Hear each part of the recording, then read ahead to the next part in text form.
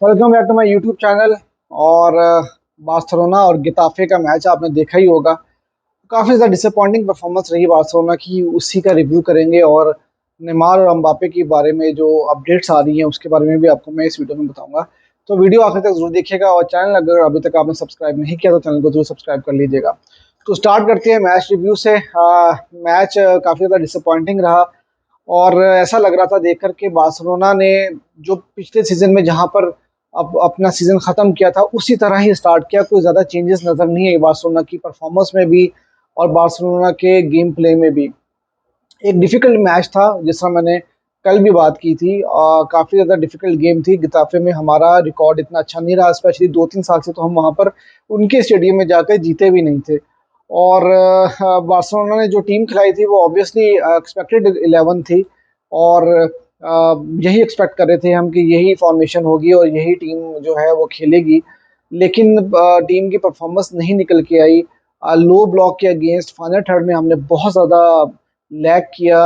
और जिस तरह मैं आपको पहले बताता रहा हूँ कि रफीनिया जो है, आई एम सॉरी टू से, बार्सिलोना के लेवल का प्लेयर नहीं है। रफीनिया जो है वो आपको कोई ना कोई रिप्लेसमेंट लेकर आनी पड़ेगी। और रफीनिया, आई एम थिंकिंग के ये रफीनिया के साथ हमारा लास्ट सीजन होगा।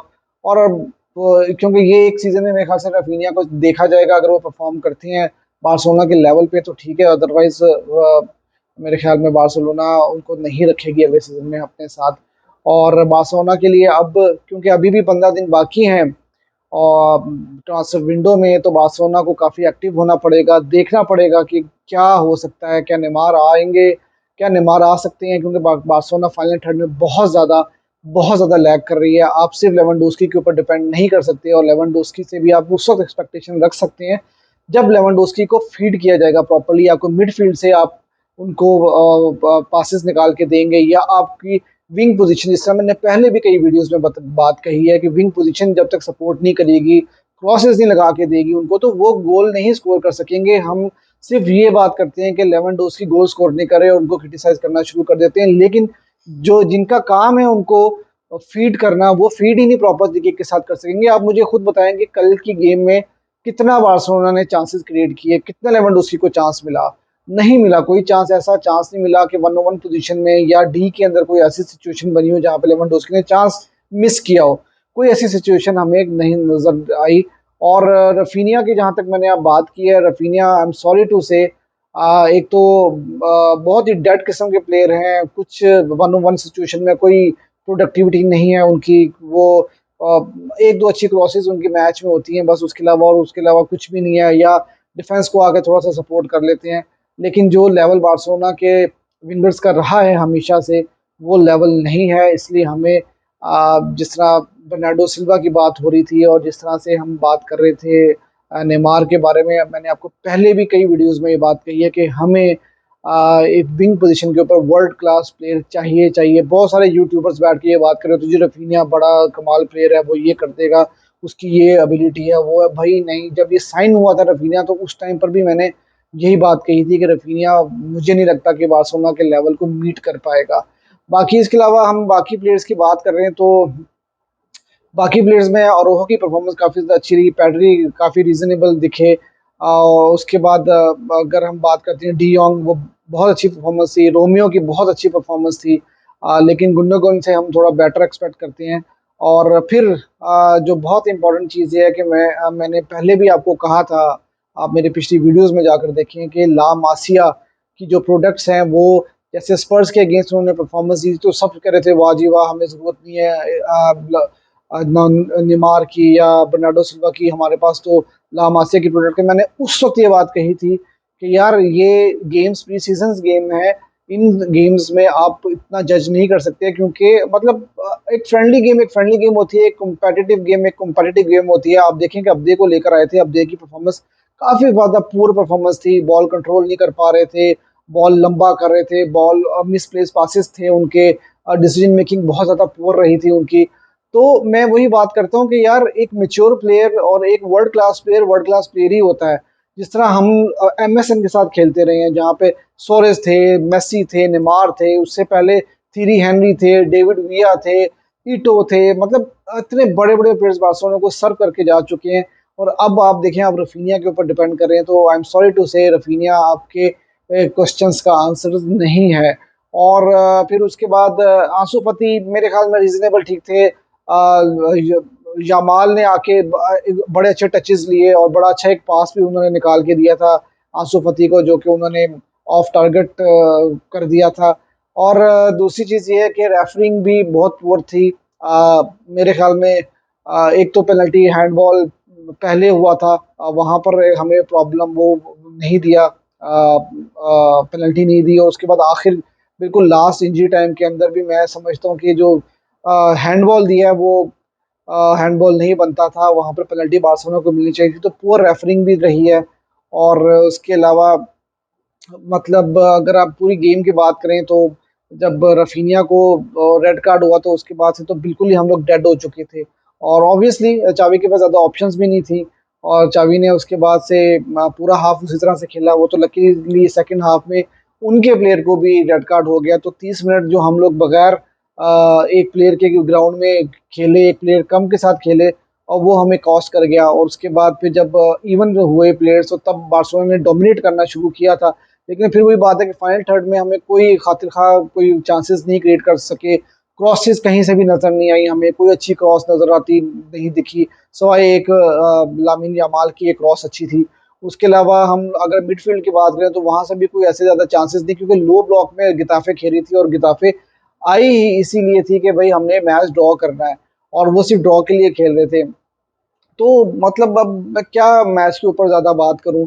पहला ही गेम था, 2 पॉइंट हम रियल मैड्रिड से नीचे रह चुके हैं। और लास्ट सीजन भी ऐसे ही हुआ था, हमने 2 पॉइंट पहले ही मैच में लूज कर दिए थे। लेकिन सीजन बहुत आगे तक जाएगा अभी, और मैं समझता हूँ कि अभी हमारे पास ट्रांसफर विंडो ओपन है, 15-20 दिन है। और आज की जो खबर आई थी, आई एम नॉट श्योर कि कितनी सही है कि नहीं, लेकिन तकरीबन 200+ मिलियन का बार्सिलोना ने रेवेन्यू या इस ट्रांसफर विंडो से जनरेशन की है, जो जर्मन क्लब जो जर्मन इन्वेस्टर्स ने पैसा लगाया है, और जो हमने सेल किए हैं प्लेयर्स, उससे तकरीबन 200 मिलियन के करीब हमने जनरेट किया है। और if I am not wrong, Laporta ने जो खबरें मैंने देखी हैं, लपोर्ता ने कहा कि पूरा 200 मिलियन हम लोग यूटिलाइज करेंगे ट्रांसफर विंडो में। तो अगर 200 मिलियन हम मार्केट में लेके जा रहे हैं आखिरी 15 दिन में, तो फिर तो हम बहुत बड़े बड़े प्लेयर्स को भी लेके आ सकते हैं। 200 million is something very handsome amount to invest in transfer window. तो देखते हैं अभी भी बर्नार्डो सिल्वा आ सकते हैं कि नहीं आ सकते। नेमार की जहाँ तक बात है, तो जिससे मैंने आपको पहले बताया था कि नेमार का अल हिलाल के साथ फैब्रिज़ियो रोमानो ने भी इस चीज़ को कंफर्म किया कि भाई अल हिलाल के साथ ऑलरेडी उनकी डील ऑलमोस्ट फाइनल होने वाली है। 180 मिलियन 2 साल का कॉन्ट्रैक्ट उनका हो जाएगा 180 मिलियन में।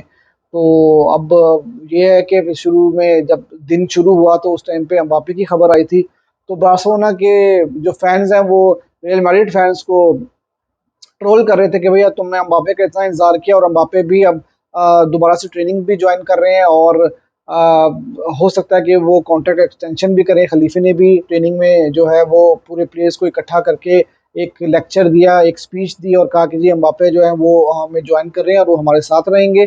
और उसके बाद से उन्होंने जो रूमर्स आ रहे हैं वो ये भी आ रहे हैं कि 2025 तक का, if I am not wrong, तो वो कॉन्ट्रैक्ट भी साइन कर सकते हैं, या उनका एग्जिट क्लॉज में कुछ चेंजेस हो सकती हैं। तो बार्सिलोना फैंस ने काफ़ी ज़्यादा ट्रोल किया मैड्रिड फैंस को। लेकिन फिर मैं ये सवाल पूछता हूँ बार्सिलोना फैंस से कि भाई आप देखें नेमार ने हमारे साथ क्या किया 2014-15 में, वो जब छोड़ के गए हैं हमें, तो उसके बाद से अब दोबारा से लिंक हो रहा था कि जी नेमार आ रहे हैं। और उसके बाद से फिर वो उनको जब जहाँ पे ज़्यादा पैसा दिखा वो वहाँ पर जा रहे हैं। लेकिन अभी लेट खबर जो आ रही थी वो ये आ रही थी कि हो सकता है बार्सिलोना की तरफ से वो लोन, 1 साल लोन के ऊपर खेलें और फिर शायद चले जाएं अल हिलाल। लेकिन फैब्रिज़ियो रोमानो की पहले ये खबर आई थी कि वो लोन पे नहीं आएंगे और डायरेक्ट अल हिलाल जाएंगे, लेकिन बाद में कुछ मतलब ऑथेंटिक सोर्सेज नहीं है ये, लेकिन ये खबर इस तरह की भी आई है। तो देखते हैं क्या होता है और इसके बाद जो एक बड़ी बैड न्यूज़ थी वो मिलिताओ के बारे में थी। I hope quick recovery for him, मतलब उनको भी एसीएल हो गया, कोर्टवा को भी एसीएल हो गया, दोनों प्लेयर्स इंजर्ड हो गए हैं।